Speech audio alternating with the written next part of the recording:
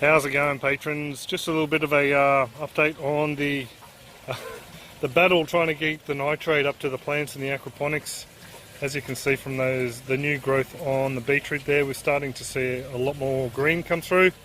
So I'd say the nitrate levels are up a fair bit. I haven't tested it today, I've been flat out all weekend. Today is Monday afternoon, only just got home. A lot of dark green coming through on the silver beet, to the point where the tip there, not very green at all. So you can see that, yeah, it is definitely coming through. I have noticed that the broccoli, they have slowed right down on the development of their heads. Now the phone's focusing. You can see we've got a fairly small little head in there. I'll show you the other ones in the root pouch garden in a tick. But as you can see with the rest of the bed though, everything is looking really green, and a lot of the aphids have buggered off. They've just pretty much all gone naturally.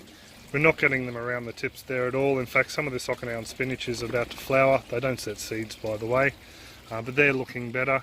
Some of the chard I noticed yesterday, before we popped out to visit some family, I noticed we've got some mites on that one over the back, so I sort of broke it off because I was in a bit of a rush, and I just bent it down over the back.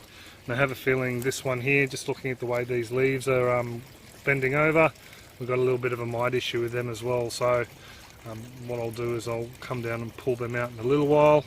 Oh, I just remembered I put a little beetroot down in there and forgot about it. Just when I was planning the punnets out. But yeah, everything else is looking okay at the moment. So this here is the largest head on the broccoli in the root pouch garden. And on this plant here we have one that's slightly larger than the one on the aquaponics.